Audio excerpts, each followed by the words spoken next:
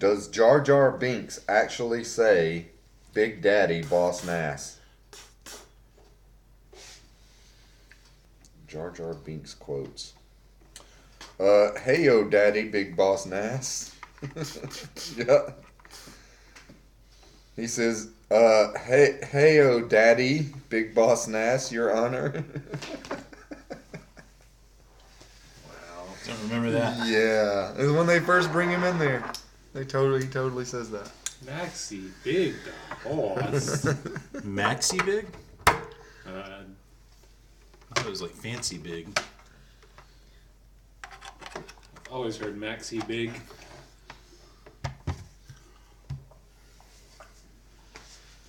TalkLikeJarJarDay.com. Here's Jar Jar Binks quotes. Oh no, yee. Wasn't that? Oh, mooey, I love you. Kind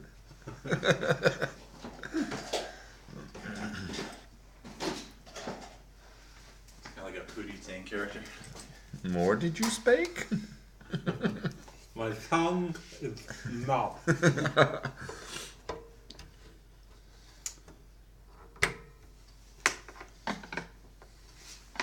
My tongue is full. We You an angel? I actually think the dialogue for Anakin in that movie is worse than Jar Jar's. Yeah. I think episode 2 and 3 is Anakin's dialogue is even worse than it is in episode 1. Because he's older and he should know better by then. The women and the children too. Alright. Line. Count me out of this one. Better dead here than dead in the core. That's what I said when they tried to get me to join the Marines.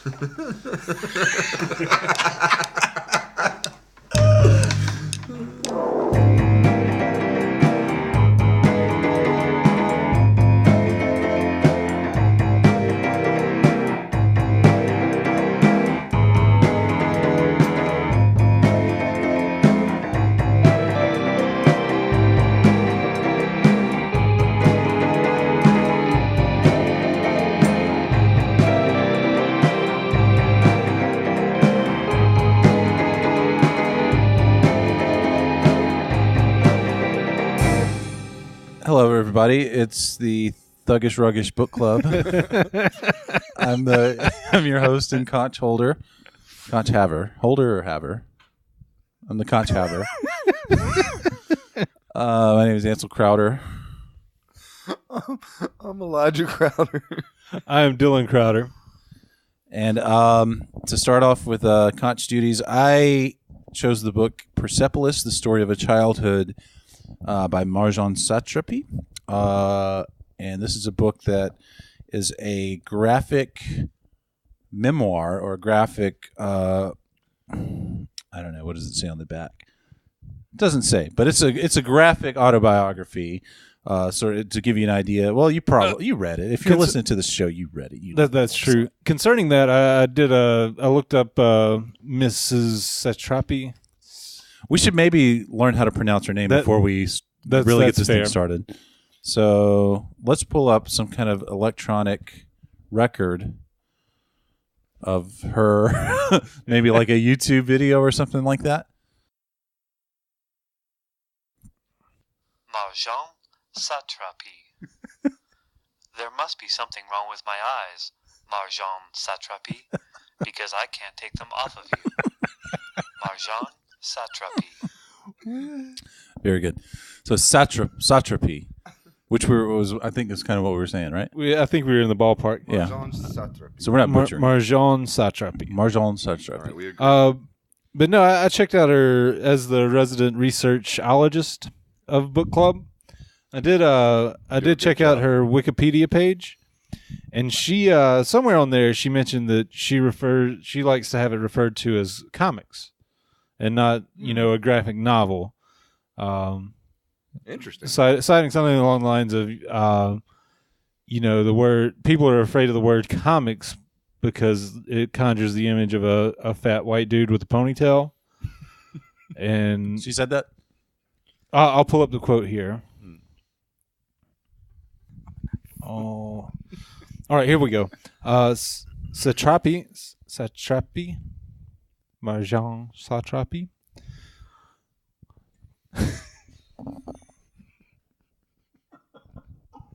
Marjane says that she prefers the term comic books to graphic novels, and this is a quote. People are so afraid to say the word comic, she told the Guardian newspaper in 2011. It makes you think of a grown man with pimples, a ponytail, and a big belly. Change it to graphic novel and that disappears. No, it's all comics. So she is firmly in the camp of referring to her books as comics. That I like that a lot. It makes me Yeah. feel so much better because I remember when graphic novels sort of in the late 90s, I guess, is when they really kind of exploded. I was like, how is this not just comics? It's just like a really long comic. It's a long comic that's black and white, and you can call them novels if you want. Well, I mean, not all graphic novels are black and white. You're not gonna pull one over on Old Swole. I can tell you that much right there. But graphic novels are generally more graphic than comics. Is graphic in They're- that sense? Like they're also more novel than comics as well. They're novelly graphic. I don't think it's graphic and like gory. Yeah, I agree with Ansel here. I mean, if you pick the right comic, then it's going to be pretty. All I ever did was Frank Miller and The Punisher, so That's pretty They were damn graphic. Pretty graphic. gory, yeah.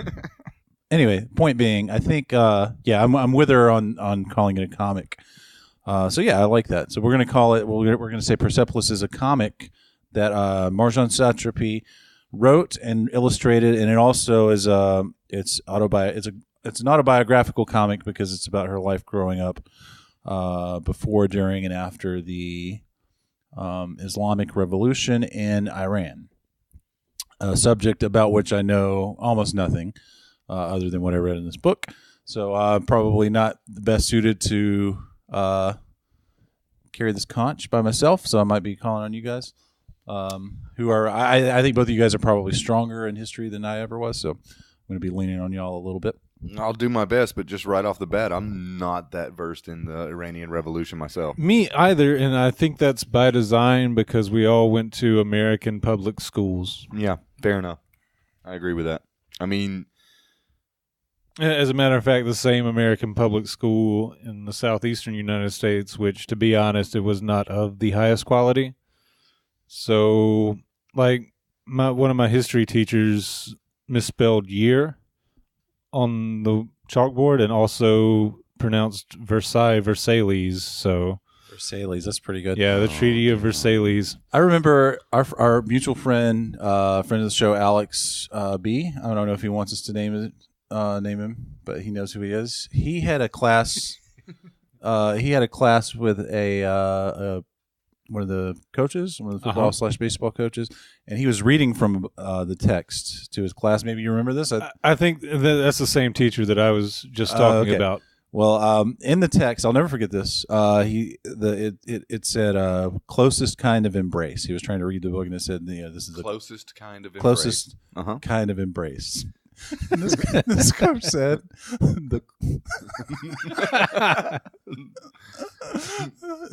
the closet kind of embrace. So that's the kind of school we went to. Yeah, so I had good teachers. My teachers, I had for the most part good teachers. I had some good teachers too. Yeah, there were good teachers there as well. Our mother was a teacher there, but the larger point being that we don't really get the information. We don't get a. I wish I could put this into words, but I can't because of my American public education. We don't have like the strongest grasp of world events. And I was talking to you the other day. Remember, we were talking about how weird it is how nobody knows who Yuri Gagarin is. Like, right. If that's a name everybody should, regardless of how you feel about communism and the Soviet Union, you should know the name Yuri Gagarin. It's the first human being. Like, that's a huge achievement of Yes, mankind. Absolutely. That's huge. And it's something that transcends politics. But no, the Americans pushed the goalposts further back to the moon. Right. And that part of history, as far as America's concerned, just got kind of pushed under the rug. Yeah, and that's crazy to me. You should know Yuri Gagarin is. See, I don't even know if that's the right way to pronounce it because it was never taught to me. I've only read it. That's correct, Yuri Gagarin. Gagarin. Yeah, but I mean that falls into even someone who studied history a little bit.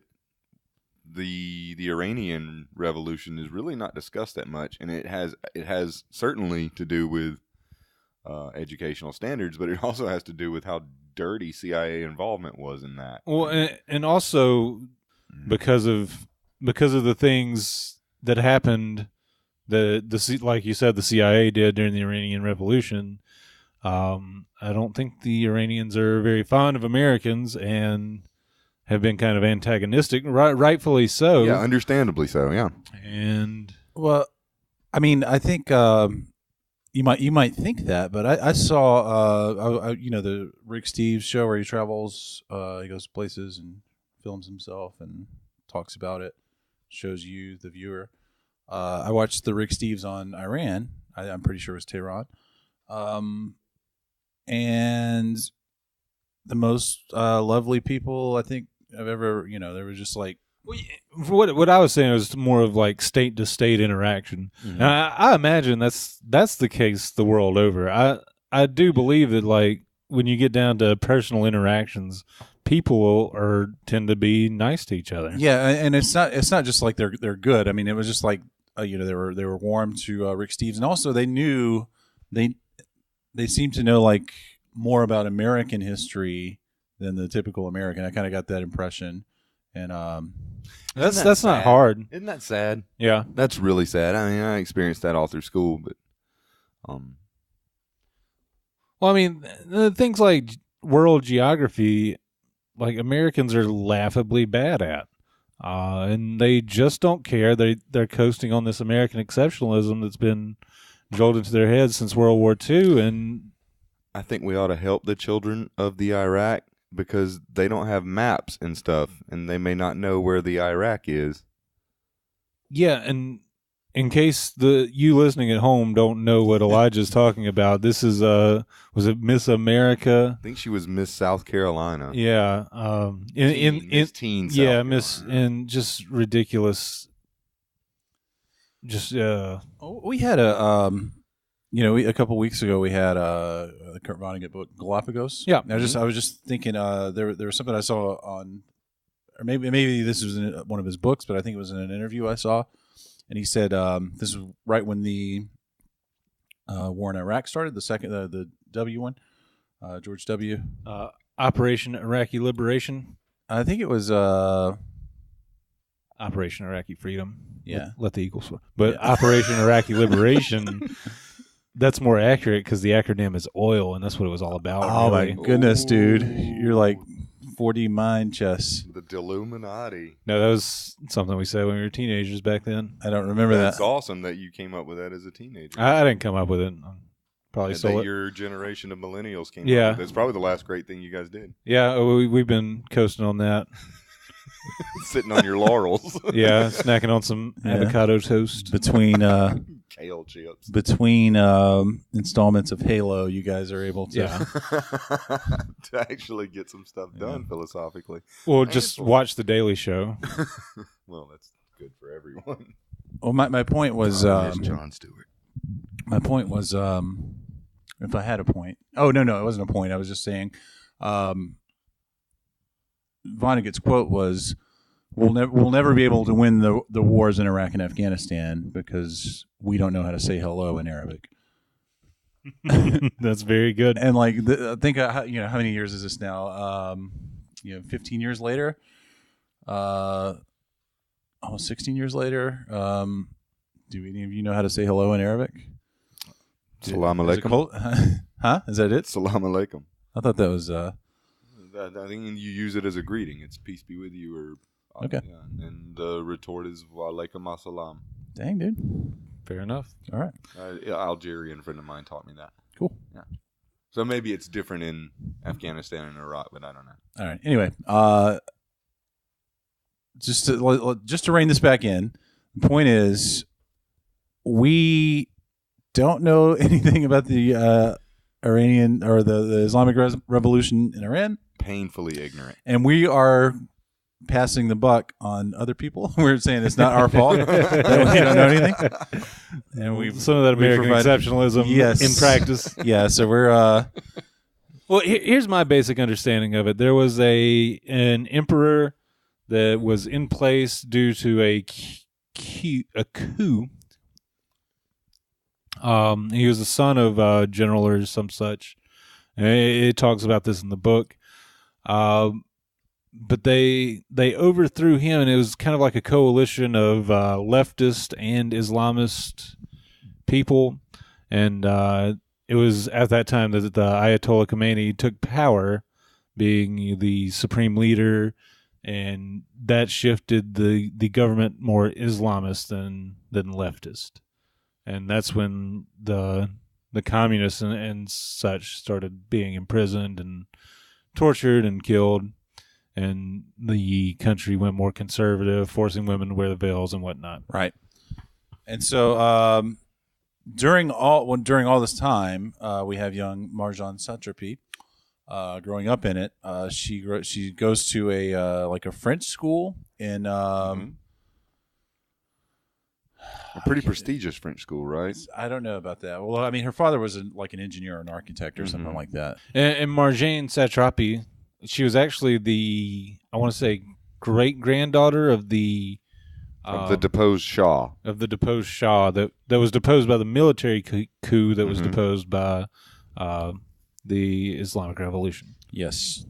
So pretty right off the bat, it's probably over my head, like historically, but it was still really interesting, and the presentation's great.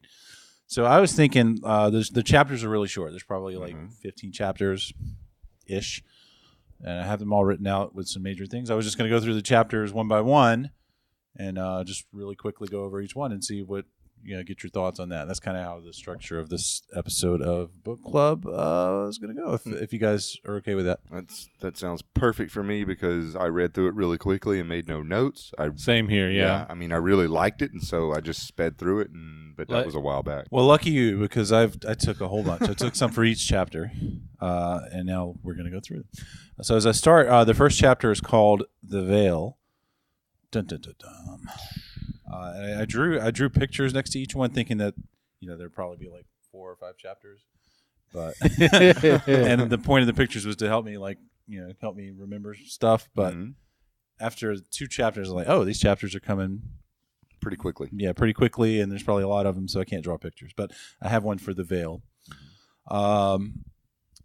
Let's see. It says, before me there had been a few others. I don't know what that means. You need notes on your notes. Yes. Oh, okay. So is that talking about how she wanted to be a prophet? Yeah. So she had she had decided she wanted to be a prophet, like your Jesus, like your Muhammad, like your Buddha, Willie Nelson, your Zarathustra or Zoroaster. What is it? Zathura? Isn't that a movie? That was like a Buddha type. Again, I feel like an idiot because I'm very weak in history. But Zoroaster is like he was the head of I know Zoroastrians, right? And he was a prophet. He was the one with the black mask and the rapier, the horse. Yeah, yeah, pretty much. But he was from Europe. All right, so she wanted to be a prophet like these folks, and she was just talking to, she was kind of setting the stage for her, the kind of person she was, very very ambitious, very energetic, a very serious child. I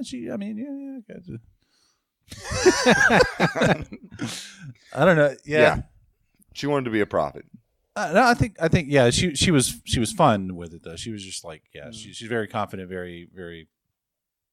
I don't know what else to say. She's just very ambitious. And she said before her, but she was going to be the new prophet. Before her, there had been a few others. And one of her rules was it would be against her rules. It would be against her code for old people to suffer. Okay, and her grandmother says, "But tell me how you'll arrange for old people not to suffer." And she said, "It will simply be forbidden." So right off the bat, I think we got a pretty good Profit. Yeah. I mean, I don't see how that's any different or any more laughable than making like eating pork forbidden or sex outside of marriage forbidden. Or It's the just Mormon magic underwear. Yeah, that's just as arbitrary. Or eating so much pork that you suffer. Right. You got that itis. I'm actually rethinking pork, guys. This is an aside, but we were watching that Mythbusters the other day. Yeah, and they were just like wasting that pig meat and stuff, and I don't know. It's disgusting for me to see. They were, just testing to see if they can make bullets out of teeth or something like that. It's just, I don't know. Everybody seemed to like it, but I was like, man. Like, whenever I think about it, like, I don't want to eat meat, so I just don't think about it. Yeah. Like the meat industry, like... I gave up chicken for a while. Yeah. It's immoral. It's disgusting. But at the same time... It is delicious, and like what I'm banking on, like I need Elon Musk to get some solar powered cloned chicken. Like I would be all about lab grown meat, clony cluckers. Yeah. Well, they're almost got the hamburger cloned where it's supposed to taste like hamburger. They're not cloning animals. They're just making right, meat. Just making the meat. Yeah, I think that would be my justification. I mean, like I'm not a vegan or anything at this point. Right. Like, it's just I flip that switch and just turn that off and don't think about it when I'm eating. But when I do think about the shit that they put these animals through, it's pretty disgusting. It's not a meal for me unless something has died for it. I don't think about it at all. It's not like I go physically out of my way to make sure that I'm having meat with every meal, but at the same time, subconsciously, if I don't have meat, it doesn't feel like a meal. If there's no meat involved, it's a snack between meats. Okay. The next chapter. Now, actually, in the Veil, the point of the Veil was she went to this French school, and it was very, very Western, I would say, like very, very. Most of Iran in the 70s, very Western. Yeah, Yes. very, very European. And then after the Islamic Revolution. Yeah, I don't want to keep saying that same word over and over again. After the Ayatollah takes power. Yeah, after the Ayatollah comes in, all girls are made to wear the veil, and it's almost like, it's mandatory, it's compulsory. You don't have a choice in the matter, and they're kind of making fun of it and playing jump rope with the veils and stuff like that. But it's sort of like, it's something that they're made to do. I think how old was she? Do you guys remember? 10-ish, I want to say. Yeah, that sounds about right. Yeah, that seems right to me. About 10 years old. They have to wear the veil. They close down all bilingual schools because they're symbols of capitalism in the West, and they try to make their culture more pure, more more in accordance to the teachings of the Prophet Muhammad, peace be upon him. Okay. All right. So I like the Prophet Marjane for far more, but well, she actually gets. Well, we'll get cross that bridge when we get there. The next chapter, anything on the veil, that just kind of sets the stage a little bit. That just sets the stage, and then you have them in the school and not understanding why all of a sudden they have to wear this. It's just like it shows the confusion in the kids. What's really going on. And I think it's something that's very. The way that people are able to adapt to stuff, like they go from I don't know the word, man. I'm going to use the wrong secular liberalism, to not so secular illiberalism. No, like religious submission. Let me say. Yeah, that works. So and pretty quickly too. It seems like. So I'm sorry to stop your roll there. I think it's just self-preservation is what that is. Yeah, I think the that's a good point. adaptation is just self-preservation. Yep. Gotcha. Good job. All right, so chapter 2, the bicycle. The bicycle. The only note I have here, my notes got shorter and shorter because of I saw that the chapters were many, so I took shorter notes. In the bicycle, she she has a book about the characters Karl Marx and Rene Descartes talking to one another. And this is where she starts to... Anyway, the reason I wrote that down, but I don't remember what they said. So maybe that's not important. I think it's pretty funny, the interaction that Marx and Descartes have. Yeah. Oh, okay. Yeah, it's like the material world doesn't exist. It's only a reflection of our own imagination. Karl Marx says you. And he holds out a rock. He's saying, "You mean this doesn't exist?" And he says, "Yep." And then he throws the rock at him, and it bonks him in the head. And he's like, "Hey, what happened?" Anyway, I think that's not really relevant to the story. Well, it does in that it shows, I mean, she's 10, 11 years old, and she's reading Marx and Descartes. Yeah. You know? Well, it goes back to her family history and her expectations of and very, very progressive parents. Yeah, that's the thing I was saying about like the Rick Steves episode of when he traveled to Iran and talking to people on the streets. They were very, very well educated. Like they really knew stuff. You know what I mean? Like it's kind of like, I don't know. It's like when you go somewhere and people know what they're talking about. It's kind of like that. I want you to cut all this out. but they have to know. Their existence demands that they know. Do you know what I mean by that? It's not. They don't have the luxury of being ignorant. Yeah, maybe. Living in Iran, and I think it touches on that in the very early parts of the book too. Like how many different kingdoms came and conquered Iran throughout history. The Assyrians and the whoever, whatnot. Mongolians. Yeah. The Muslims, and then the Muslims again, and then the CIA.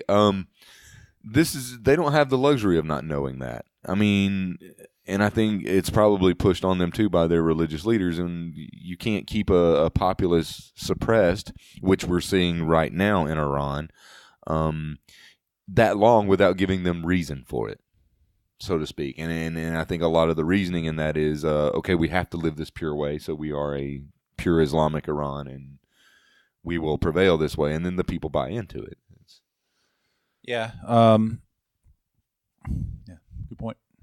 Thank you. Well, the big thing in this chapter I just came across in the chapter the bicycle, which I don't remember what the bicycle refers to. I think it was like the bicycle, the machinery of like the people in the government, or sort of rely on each other. I think that's what it was.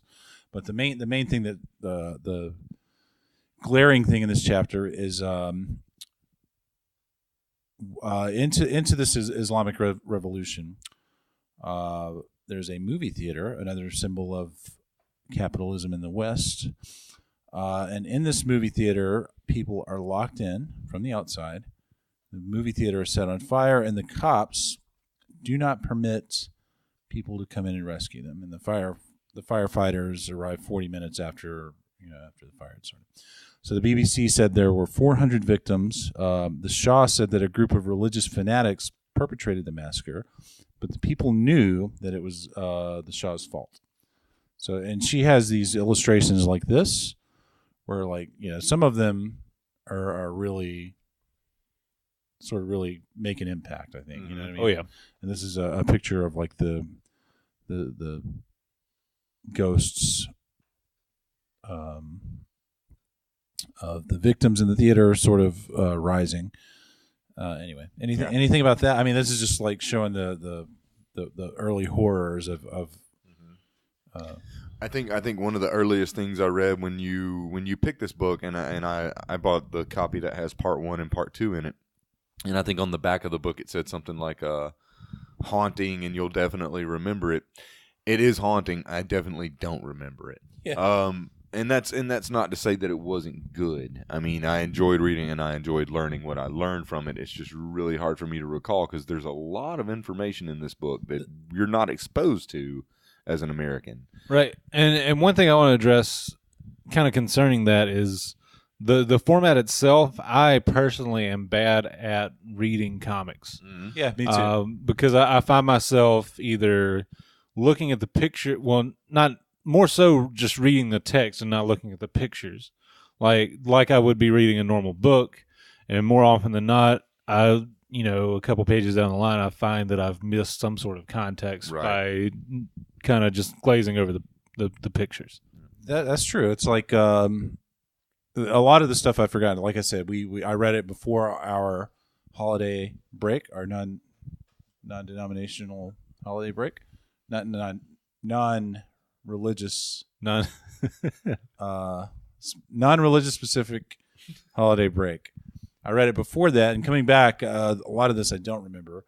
I'm ashamed to say, but I mean that's part. I think it's part of it being a graphic memoir. Yes.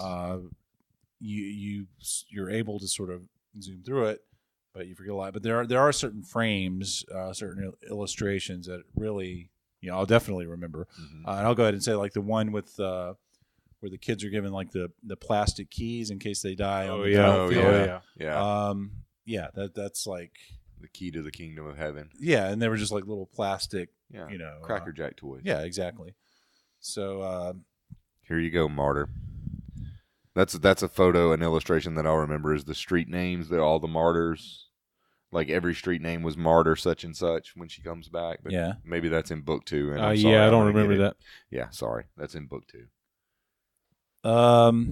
Okay, so the next chapter. Do you guys like this chapter based? Or I like this, and I think this is good because kind it's of guiding us and it's helping me remember. Right, and I want to say that this book definitely warrants multiple reads. Yeah, absolutely. I just kind of, because I'm a procrastinator, I just kind of flew through it right before we had to record, and as a result, I don't think I'm prepared enough. No, I think you're right. It does deserve multiple reads. And then the other thing is, like you were just saying with the comics, you can't be a comic book reader and look me in the eye and tell me that you've never had to flip back a couple of pages and catch something that you've missed, because then you're a liar. Okay, so the next chapter is called The Water Cell. In this chapter, it's her grandfather, the prince, who was overthrown by the Shah, right?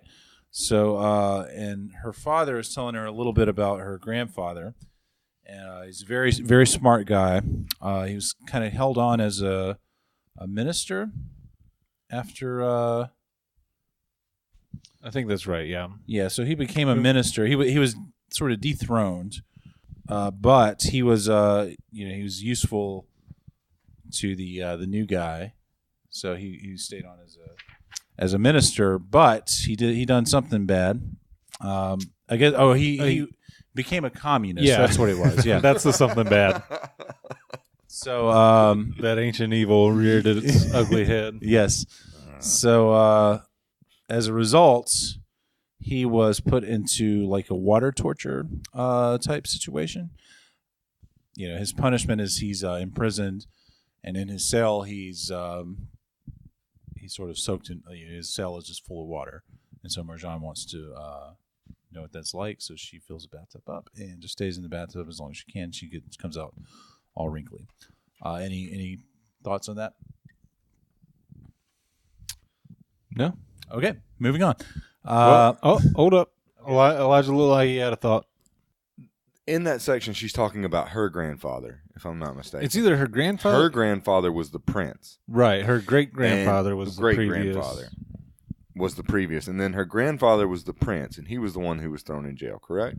I believe so. Yes, it's Marjane's grandfather, and this goes back to this idea of it's her mother's father, I do believe.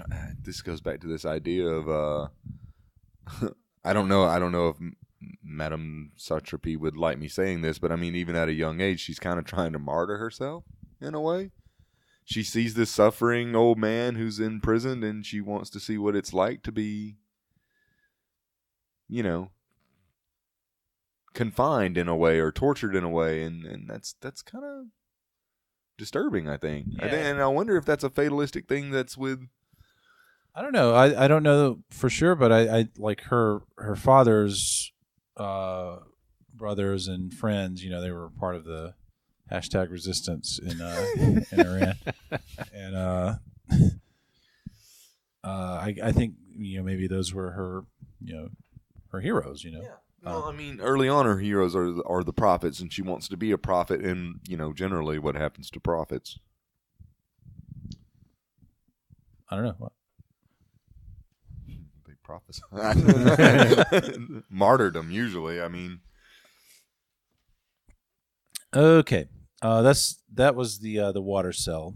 The next chapter is Persepolis, the as we all know, as the capital of Iran, or was the capital of Persia. Yeah.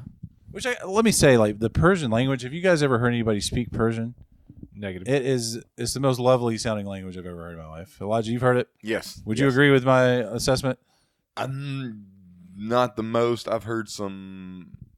It's very pretty. It's my very favorite, pretty. probably my favorite language. Yeah. Not that I don't know any Persian, but I heard somebody speaking either. Persian. I actually, I'm not the kind to stop people, but I'm like, what is that beautiful language you're speaking? What is that language you're speaking? Yeah. Did you throw on a full English accent for it, or what? Actually, I was like, hi.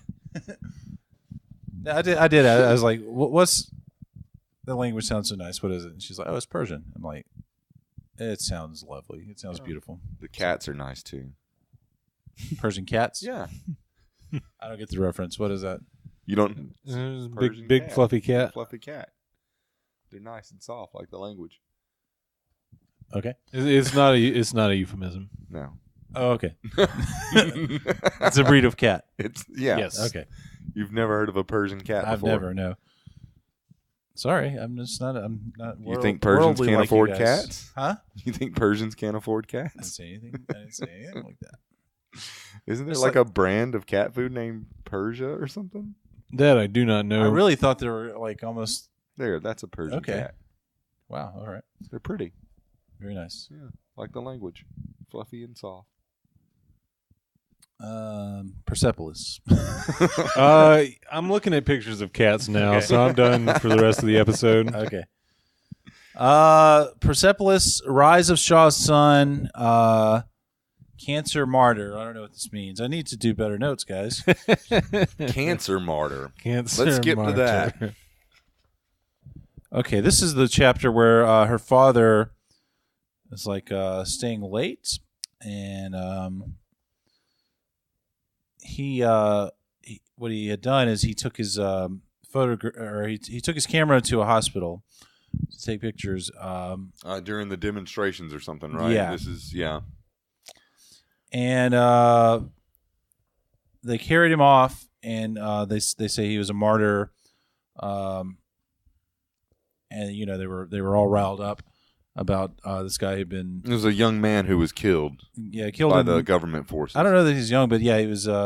It certainly seemed that way. Yeah. But it turned out the wife said, "No, that was my husband. That was my husband, and he died of cancer. He's not a martyr." Well, there were two bodies, right? Like they bring the first body out, and the kid was a martyr, I believe, and then they bring another body out, and everybody's saying, "Yay, bless the martyr," and the woman says, "No, he died of natural causes."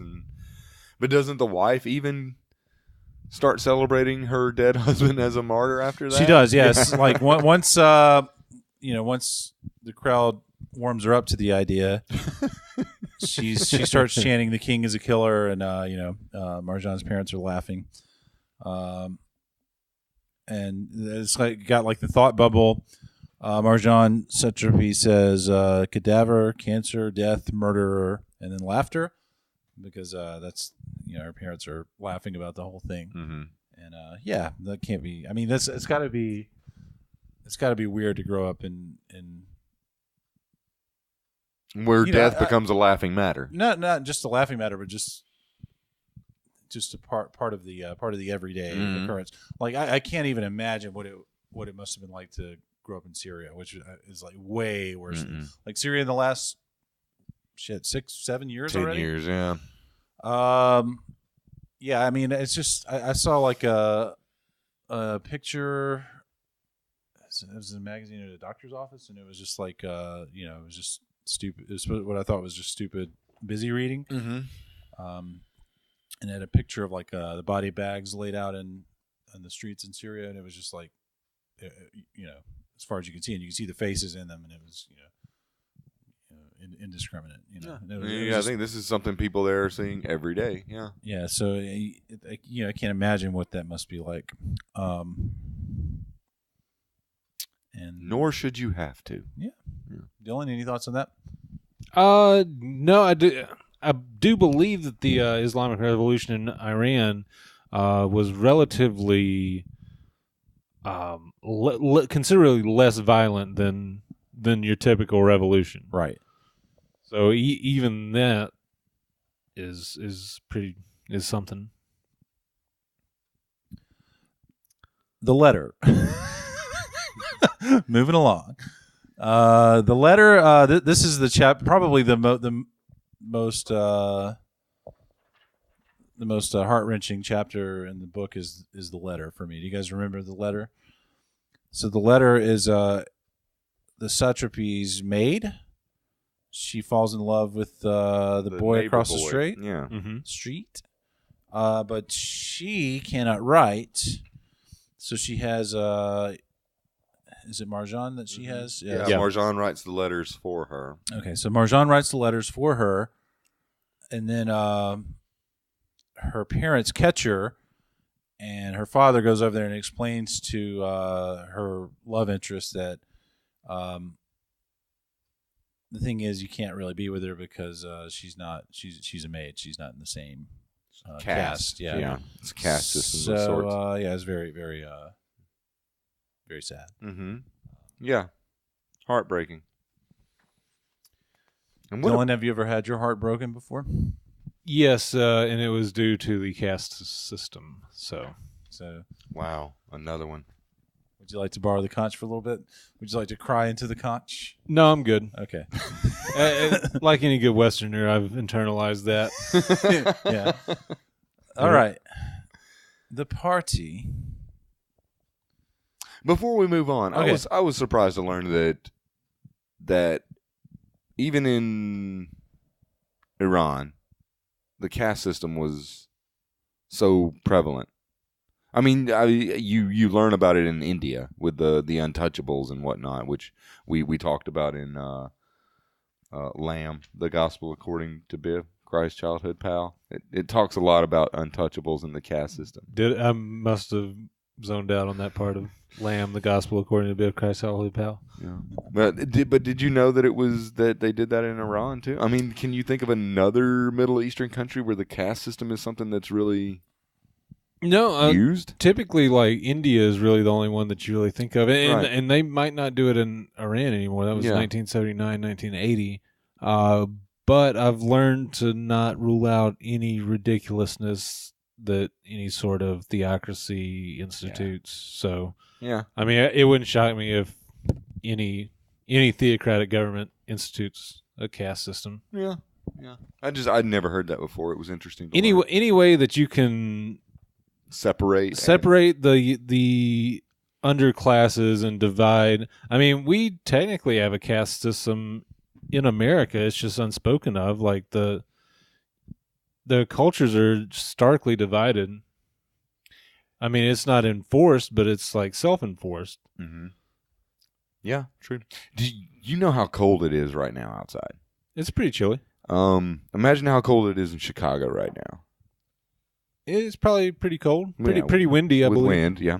Did you hear what they did on the street where all the homeless people gather today?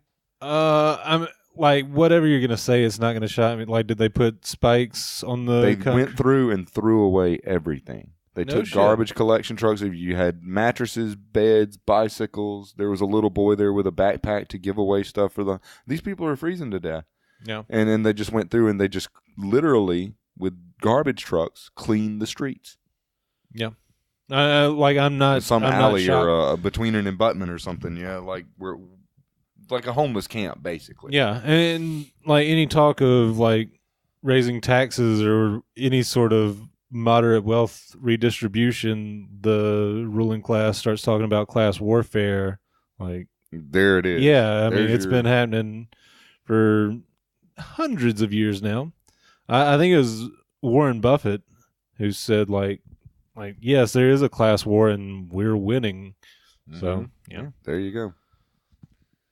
Unspoken Yeah, caste I hadn't system. heard of that, but I'm not surprised. I'm with Dylan. Yeah, there's no low to which I'd be surprised if they stooped. There's all kinds of broken, Right, messed up English. I bet, but you always hear about like things like putting spikes on the sidewalk to make it uncomfortable for people to lay down, designing park benches to where it's almost unfeasible to lay down, just because it makes the rich people uncomfortable to see abject poverty.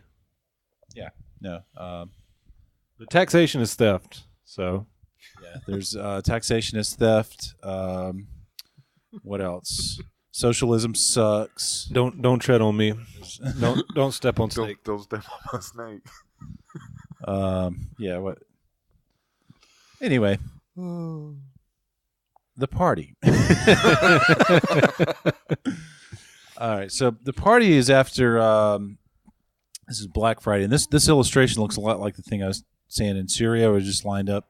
This is after. Corpses, yeah. Yeah, after Black Friday, there was one massacre after another. Many people were killed, and it says the end of the Shah's reign was near. And he made a declaration on TV. I understand your revolt, and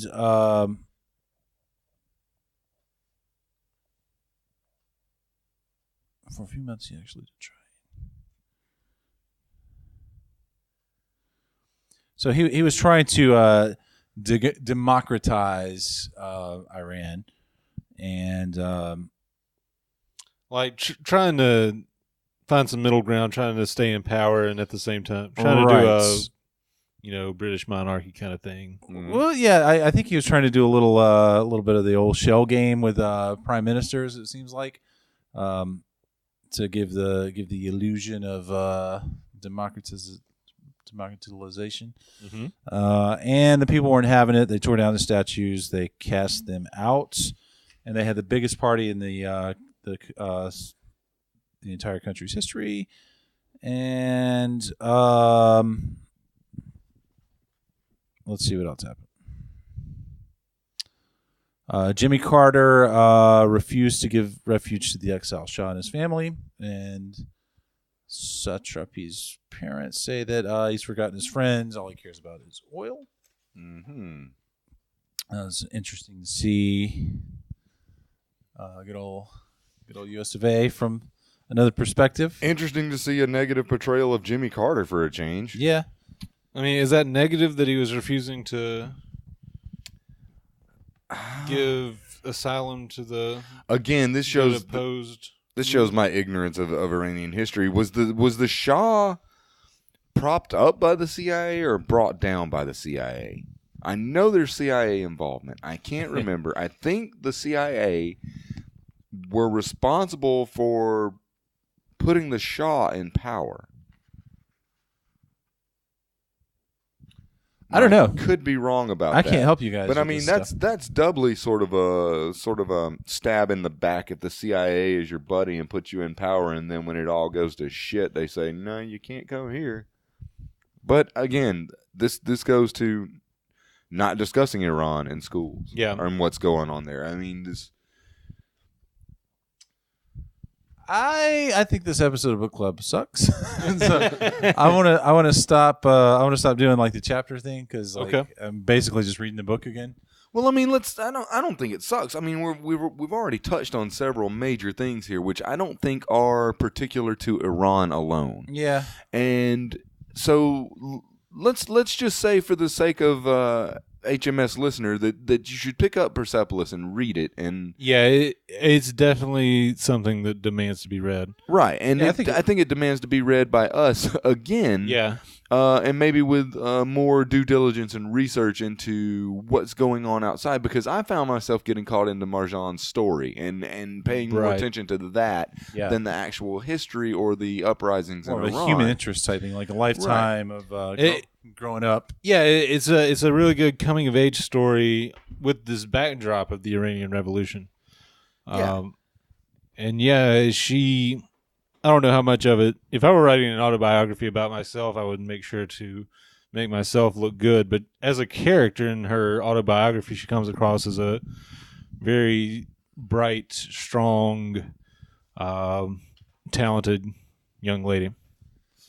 I agree. I'm sorry to the listener who are if you've been following along. I'm going to break with the whole chapter thing. Okay.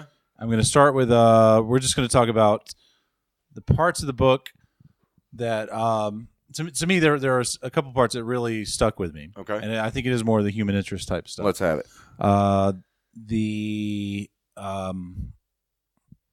The letter was one for sure, like the maid's letter to the neighbor.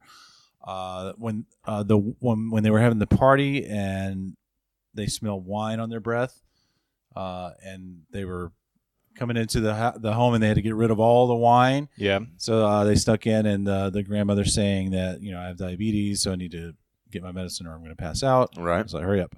And he was interrogating the guy.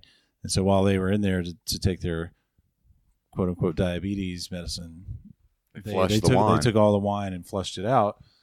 And then turns out that he was able to bribe him with a little money. Right. And that's. And he gets upstairs. He's like, "Where's the wine? What'd you do with the wine?" Yeah, that was funny. How are we going to party now? Yeah, it's like, I need that wine after all that.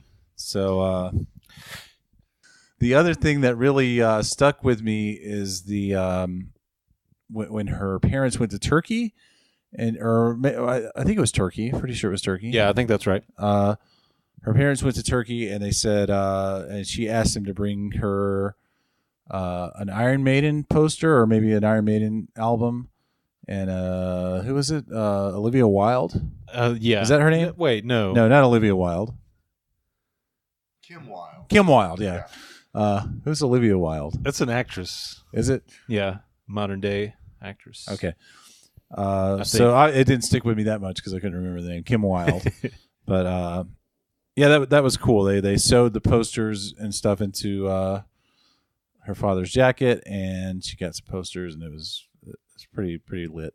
And then when she goes to buy like cassette tapes without, I think she had jeans, like ripped jeans on and stuff, and she was stopped by the I forget what they were called. It was like the Daughters of the American Revolution. Yeah, basically. But the Daughters of the Iranian Revolution. Yeah, those are the parts that I liked. What parts did you like, guys? All right. Well, you mentioned earlier the key and the little plastic key that they were giving the kids at the schools, and it was the key to the kingdom of heaven, right? And this idea of martyrdom.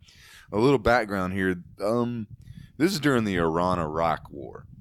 So this is not revolution within Iran itself. This is an actual war between Iraq and Iran. And as ignorant as I am of Middle Eastern history, I do know that the United States backed both sides in the Iran-Iraq War. The United States sold weapons and, I believe, provided CIA intelligence to both sides, because what did we have to lose, right? Yeah, just destabilize the region. Exactly.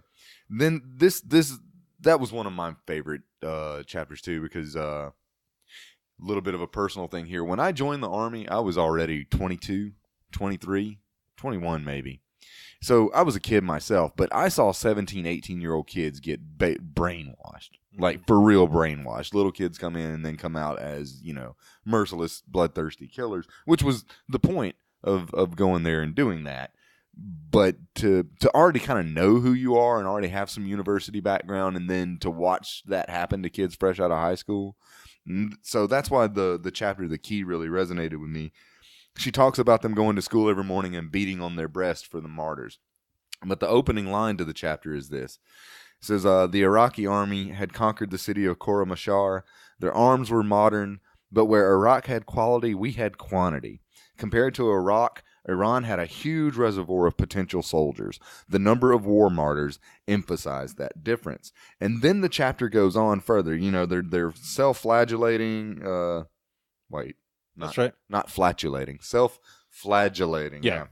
They're whipping themselves.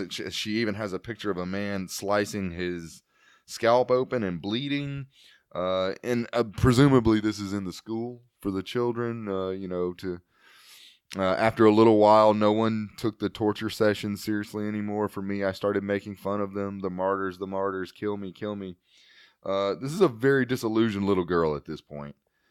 And if I can just find the place with the key.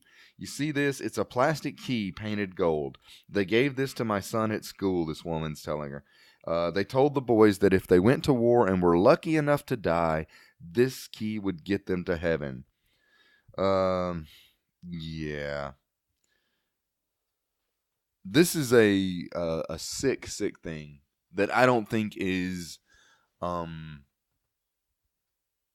again, such a fun, lighthearted episode. Oh, yeah. We're recording, but this is not something, and I think this is an important point to make. This is not something inherent only in Islamic culture. Right. If you've never seen the documentary Jesus Camp, you need to see it to see how far religious fervor and how sick something can be as far as pushing your children towards death.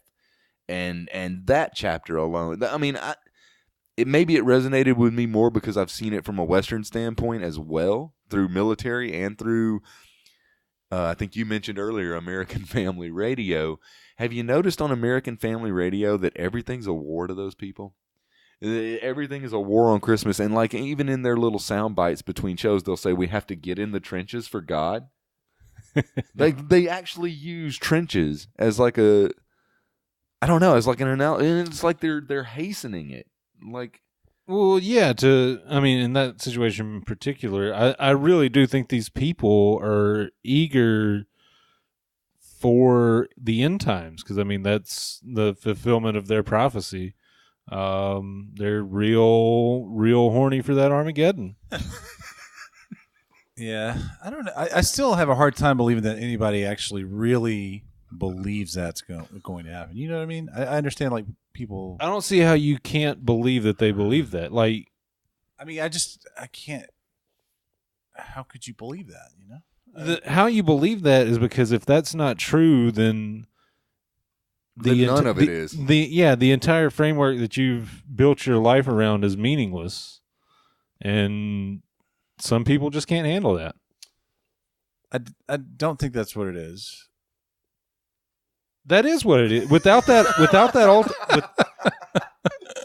like the ultimate reward of heaven and the afterlife, if there is no afterlife, then what's the point? Well, people don't just double down, though. I think people double down. Trump is fucking president, dude. People double down. Yeah. Pascal's wager, or like you're coming at this from a rational. Yeah, you can't do that. Like, it's an irrational. I think it's fear of death, and fear of there not being anything after death,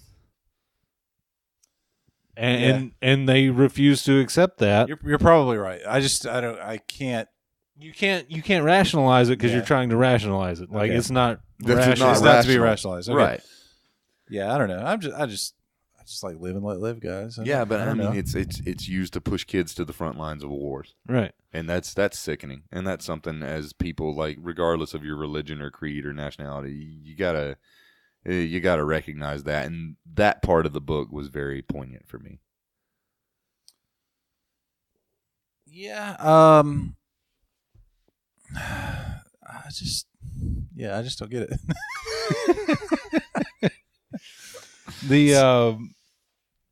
the part in that You'll notice that they stopped trying to predict the rapture, though. You know how they were doing that every couple of years. I don't pay it. I don't Yes. actually listen to American Family Radio like you guys. Well, Really? I stopped a long time ago. It's not as fun as it used to be. Uh-huh. No. Yeah. I don't know. I stopped on American Family Radio because it's just like a carnival, you know, like A freak show. yeah, a little bit like. Car crash.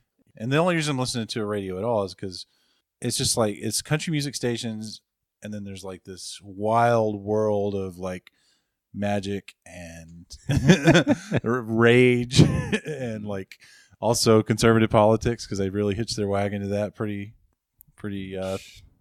They're all tightly. They're all up in that butthole. No, that's they burned down a city for getting in the butthole.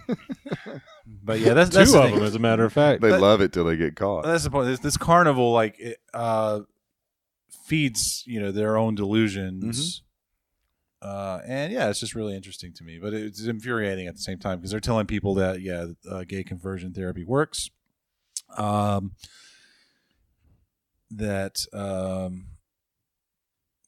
I guess just that.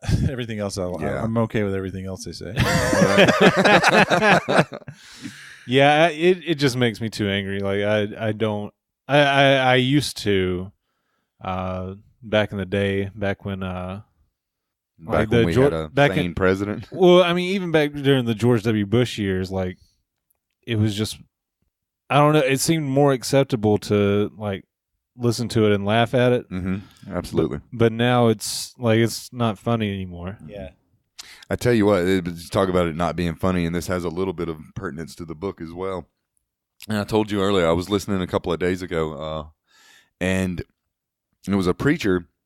You know, like sometimes they'll put a whole sermon on there that you can listen to the sermon, and then every 10 minutes they'll try to sell it to you for $35. A donation. They A don't donation. sell it. Oh, but excuse it's me. offered as a gift for a donation of $35. Absolutely right. That's absolutely correct. If you give to the ministry of this man was, you said it was like a circus. What did you say? Like a carnival? Yeah, I mean, like relative to the other stations, it's like, whoa, what is this? Like This guy is the bearded lady of AFR. All right. Okay. This guy is a former Muslim who's preaching the word, and I don't. They always have that. I don't though. remember his name. Have you heard that before? No, I mean, I haven't heard that, but like Okay. everything that they have, like every belief that they have on the ropes, they're somehow able to. Oh, we found this. Look what we got. We found this person who's able to pray the gay away. Look, and he's Yeah. like, Here's this gay atheist Muslim communist Yeah. who we've converted. His Yeah. name is Obama. all it takes is God, and there's nothing else, and you're all right for thinking that. No, this guy, no shit, was in the middle of his in the middle of his little spiel, and he says, they, referring to the liberals, the left, want to take away your national anthem. And I almost slammed on the brakes. I was driving down the road because I mean, immediately the first thing that hit me is there's nothing religious in the national anthem. There's nothing religious in it at all. It's a war song. It's about bombs and war and winning and the flag still having. But because they were blessed by Jesus God, like That's that's why not, they won. That's not a lyric, is it? I mean, I don't know the second verse. It's implied. Okay, all right. Well, even if it's implied, have you ever heard any liberal, the most hippie, homosexual, communist liberal that you know, ever get up in arms over the national anthem? I can't stand the national anthem. Well, there we go. Like I stand corrected. I love going to baseball games. That's always my least favorite part. It is. You talked about brainwashing before the national anthem, doing it before football, baseball games. Yeah. It's indoctrination. It's brainwashing. Yeah. It's this blind patriotism. The less that it happens, the better. Like they're right. I do want to take away the national anthem. I totally Don't get me stand started corrected. on God Bless America. That is the worst part Yeah. of 9/11 was Yeah. God Bless America.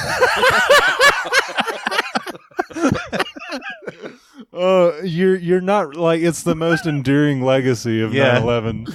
Like you know, opera singer. TSA. Can't we just sing "Take Me Out to the Damn Ball Game"? But on the same level, like the Pledge of Allegiance, and like that is straight up indoctrination, brainwashing. Well, like you having know, children. sorry to keep interrupting you, but the whole under God thing that they keep trying to. It was instituted. Yeah, that was written in the 50s by like the Knights yeah. of Columbus or something. This is like it wasn't part of the national anthem at all, or the Pledge of Allegiance at all. yeah. But you know, It was just one nation, indivisible. Yeah, with but- liberty and justice for all, especially the white and super rich. yeah. Yeah. And So I don't know. The hypocrisy. They're okay on take a war on secularism, but they can't take a little war on. I'm just glad they won the war on Christmas. The thing is, too, they think they're winning too. Like they think that the war on they think they won the war on Christmas. They won a battle in the war on Christmas. We're going trenches. guerrilla in the war on Christmas. Yeah. Well, I mean, it's been desperation in our at our stonemason meeting. Actually, stonemasons are pretty. Freemason. Yes, Freemasons. Your stonemasons meeting. Tell me about your stonemasons No, meeting. we're pretty down at our Freemasons meeting because we thought. I mean, we were about to win the war on Christmas, but they elected Trump, like the one person who could save the war on Christmas. And man, we're really we don't know if we can recover. So we're pretty. I think it's lost, but we'll find some. We'll find something. We'll take the Christ out of something else, I guess. I think we've kind of gone off the rails A little bit. a bit, but in a way we haven't. Let me try to bring this back around. Okay. How fortunate are we to live in a country where the one thing they have to worry about is how we say happy holidays and not, I mean, and they like to talk about being in the trenches, but do you think Jesus wants people in trenches? I mean, even if you're a non-believer, okay, putting kids through, giving them the golden keys to heaven, giving little teenagers some dynamite on their chest and telling them you've got 72 virgins on the other side. Do you think Muhammad wanted that? Do you think Jesus wanted that? Do you think we started this episode talking about who's the other one? Zorro? Do you think Zorro wanted people killing each other? I think the whole idea behind the religions was to live well and not jack each other up. See, I disagree there. I think the yeah. whole idea behind any religion is to make money. I don't think. Yeah, I think it's that base. personal enrichment. I think you like your Joseph Smiths. Let me rephrase what I just said. The purpose of any organized religion is to make money. Oh, okay. Like personal religion is Fair something enough. completely different. But once enough. you get it organized, then yeah, it's all about getting those tithes. Yeah. And It just bothers me to no end to hear on American Family Radio, especially this. It is time for the war, and Jesus calls upon his many soldiers, and it's like, what? Well, I mean, that's what I'm talking. They are ready for the end of the war, end of the world.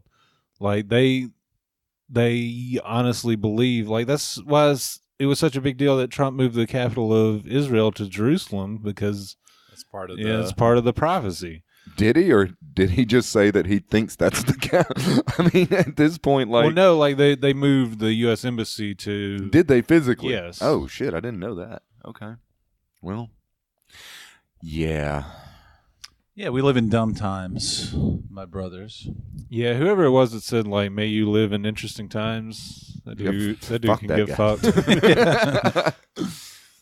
fucked. Club a book my ass. I'm not going to club a book.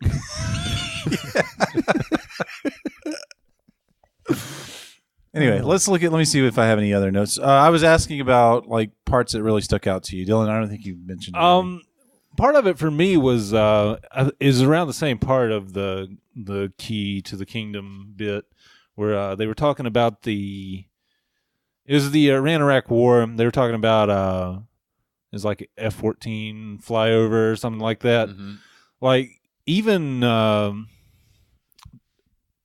what was her name? Marjane Satrapi. Even her and her family that were kind of against the Islamist regime at the time, they kind of flipped the switch to nationalist pride pretty damn quick. Yeah, that's true. That's right. like these are, far left progressive people, but when it came time to us versus them, I mean, they were with the us. Yeah, of course. Yeah. And that kind of stuck with me. I totally forgot about that. George Carlin said the Nazis lost World War II, but fascism won it. And that's something I'm not really sure exactly what I meant about that, but I think about that a lot. I was like, is he right? I can't really pick that apart. I don't know what he was trying to say, but I think about that all the time. And the way it looks now, it looks a lot like, fascism won. It certainly seems that way. I don't know. I'm sorry, guys. This is a comedy podcast. This is a comedy podcast. I'm not laughing. I mean, at some point, it's kind of like in that part where you went over it, where death. Like the parents were laughing, and Marjane is like, "This doesn't make sense." At some point, there's nothing you can do. Cancer, but martyr, laugh. cadavers, ha ha. Yeah. Yeah. Well, a little hint of brightness is what we need now, and all we've got to do is keep clubbing these books and learning about things like the Iranian Revolution and what George Carlin meant, maybe, and we can discuss that further. And I mean, that's the only hope we have, is that people educate themselves and start to see through bullshit. And I think laughing at bullshit is a big part of that. You kind of have to laugh at bullshit. If you don't, it kind of takes over. I mean, if you're intelligent enough to see something for bullshit and laugh at it, I mean, like the other day, you showed me the sign language for bullshit. Who was that? That was Dylan, I believe. Yeah. Yeah. If you don't know what the sign for bullshit is in sign language, you need to get a Google search on that. It's pretty fantastic. Educate yourself and go around showing everyone when you see bullshit, give the sign for it. We live in a time where here in America, like the wealth of human knowledge rests in our pocket, and I don't think we've ever been more ignorant as a society. And it's just depressing as hell, y'all. Yep. A little less preachy teachy, a little more Laffy taffy. Laffy taffy. Yeah. No, I'm not criticizing you guys. I'm just like, Trying to lighten the mood. Are we beating a dead horse? yeah, we're all screwed. Let's talk about. All right.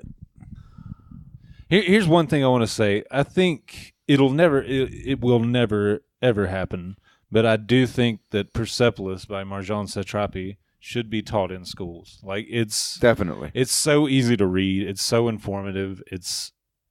I think it is taught in some places. in America. Oh, okay. And that will never happen. Yeah, I know.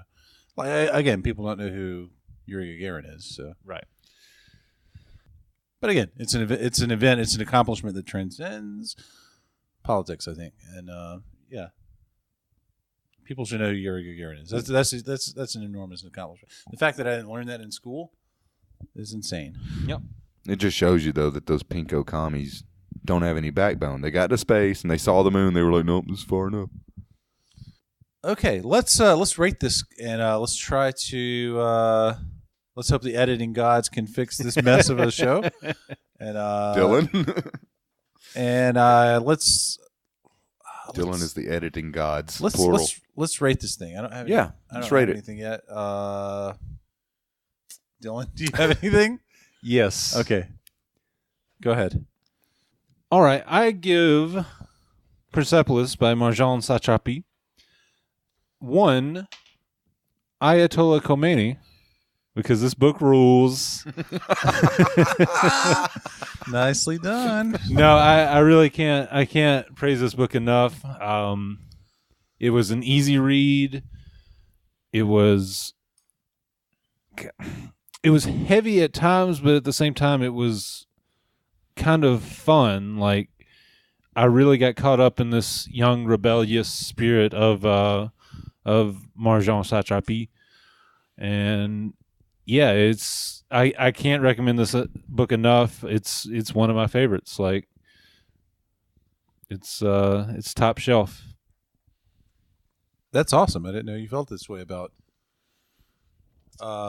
Persepolis. And I like your rating.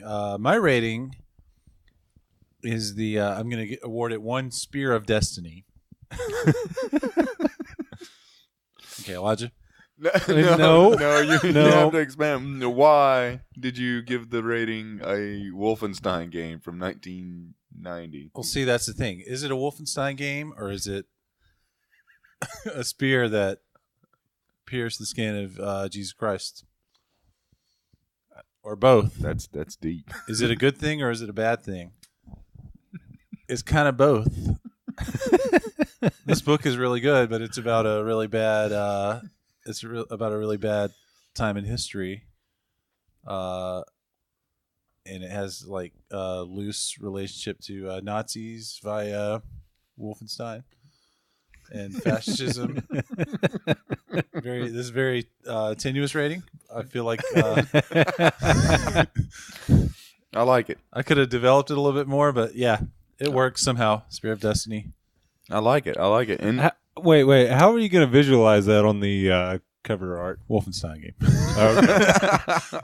all right, I like the ratings. I like both of them. I'm gonna give it my rating now, which is pretty cool because you gave it 1 Ayatollah Khomeini, you gave it 1 Spear of Destiny, and I'm gonna give it 1 golden key to the kingdom of fuckwits. Now let me explain here. Please do. This book is prime material for education because, as we all know, the educated man knows that he knows nothing. The educated, by man I mean person. The educated human knows that they know absolutely nothing. And not just the men, but the women and children too. With the women and the children. All right. Yeah, we're all fuckwits, and we'd all be better off having read this book. So I give it the golden key to the kingdom of fuckwits, and it's cool to learn things that you didn't know before, and it's really cool to see this slice of world history because American history is not necessarily world history, and that's important. That's not what the Bible says. That's my rating. I like it. Good ratings, guys. Here's what is this? This is a conch. Why don't you take this conch? Oh, hey, cool, a conch. Thank you. You know what we've never done? Like we haven't blown on the conch. Maybe that's why the listenership is only got a skeleton crew, the HMS listener. So in Lord of the Flies, that's how they would summon the assembly. Is they'd blow on the conch to summon the assembly. So that's true. Would you like me to blow on the conch? Blow on the conch, and let's see if we can summon some more clubbers. All right. Well, here goes. Here's my blowing on the conch.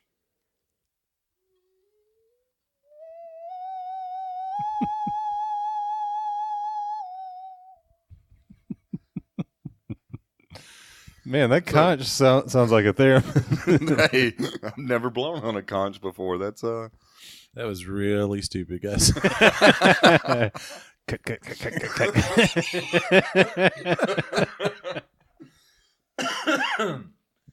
Well, we'll see if it works.